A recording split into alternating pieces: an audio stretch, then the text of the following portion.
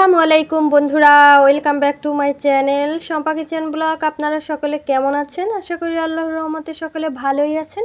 আমিও আলহামদুলিল্লাহ ভালো আছি। বন্ধুরা, আপনাদের সাথে কিন্তু অনেক দিন পরে একটা ছোট ভিডিও নিয়ে আসলাম। আর এই ভিডিওটা আমি গ্রামে বসেই করেছি। আর হচ্ছে ঈদের আগের দিন আমি গরুর মাংস রান্না করেছিলাম, তো ওইটাই আপনাদের সাথে শেয়ার করব। তো দেখতে থাকুন, সাথেই থাকুন। ঈদের আগের দিন আমি হাঁসের মাংস রান্না করেছিলাম, তারপর দই পেতেছিলাম দেশি গরুর দুধ দিয়ে, এটা দইটা করেছিলাম। তারপর মাছ রান্না করেছি, গরু মাংস রান্না করেছি, তো অনেক কিছুই করেছি। তো দেখি এক একদিন এক একটা আপনাদের সাথে শেয়ার করার চেষ্টা করব। তো আজকে গরু মাংস রান্নাটা শেয়ার করব। তো গরু মাংস রান্না করতে তো সবাই কম বেশি পারে। যাই হোক, আমি আর বললাম না। মশলা যা যা গরু মাংসে দরকার সবই দিয়ে নিয়েছি।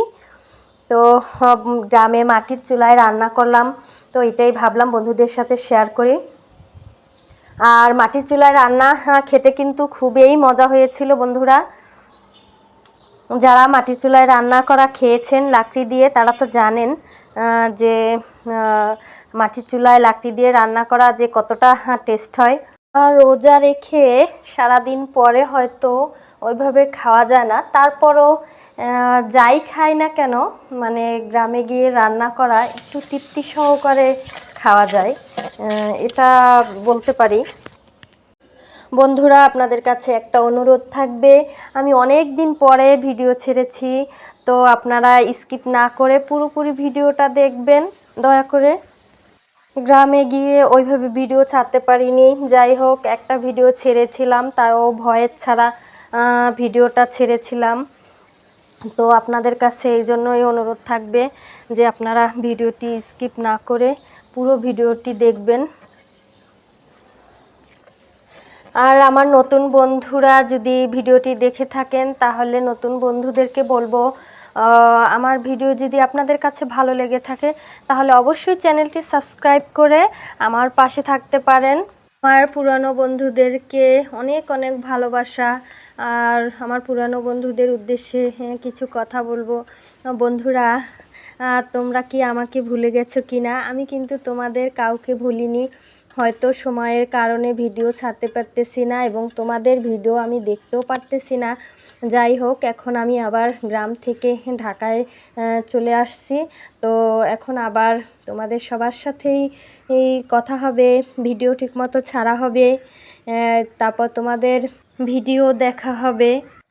আমার ইউটিউবের সব বন্ধুরাই অনেক অনেক ভালোবাসা দিয়েছে আমাকে। তাদের ভালোবাসা না পেলে হয়তো আমি 600-র উপরে আমার সাবস্ক্রাইবার হয়েছে। তোমাদের সকলের ভালোবাসায় আমি এই পর্যন্ত এসেছি এবং আমি চাইবো তোমাদের সবার ভালোবাসায় যাতে আমি অনেক দূর এগিয়ে যেতে পারি। তো তোমরা সবাই আমার জন্য দোয়া করবে, আমি যেন সবার এভাবে ভালোবাসা পাই। আর আমাকে তোমরা সবাই এভাবেই ভালোবেসে যাবে। তো বন্ধুরা, এতক্ষণ তো অনেক কথাই বললাম, তো রান্না সম্পর্কে একটু কথা বলি। আমি কিন্তু মাংসটা কড়াইয়ে খুব ভালোভাবে কষিয়ে নিয়েছি, তারপরে আমি প্রেসার কুকারে এটা দিয়ে দেব। আর এটার জন্য আলাদা গরম পানি করে রেখেছিলাম আমি, তো ওই গরম পানিটা দিয়ে দেব। আর মাংসটা কিন্তু সত্যি বন্ধুরা খেতে খুবই মজা হয়েছিল। নিজে রান্না করেছি বলে যে বলছি তা না, সত্যিই খেতে খুব মজা হয়েছিল। তো এই যে এখন আমি কিন্তু প্রেসার কুকারে এটা দিয়ে নিয়েছি। তারপর এটায় আমি রসুন, শুকনো মরিচ দিয়ে তারপর গরম পানিটা যে করে রেখেছি ওই গরম পানিটা আমি প্রেসার কুকারে দিয়ে নেব। তারপর আমি এখানে 7টা সিটি দিয়েছিলাম, তারপর নামিয়ে নিয়েছি।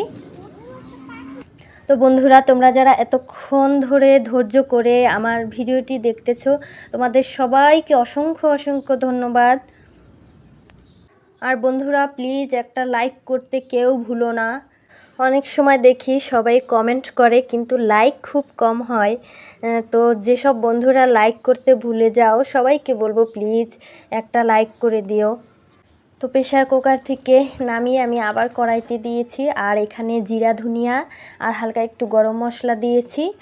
দিয়ে তারপর আমি আরও 2 মিনিট নেড়ে চেড়ে তারপরেই নামিয়ে নিয়েছি এবং আমার গরুর মাংস রান্না শেষ হয়ে গেছে। তো বন্ধুরা, আমার গরুর মাংস রান্নাটা কেমন হয়েছে অবশ্যই কমেন্টে জানাবে। আর তোমরা কে কোথা থেকে ঈদ করেছো অবশ্যই কমেন্টে জানাবে। আর আমার যদি কোনো ভুল হয়ে থাকে তাহলে অবশ্যই সবাই ক্ষমা সুন্দর দৃষ্টিতে দেখবে। আজকের মতো এই পর্যন্তই, দেখা হবে অন্য কোনো ভিডিও নিয়ে। ততক্ষণ পর্যন্ত সবাই ভালো থেকো, সুস্থ থেকো। আল্লাহ হাফেজ।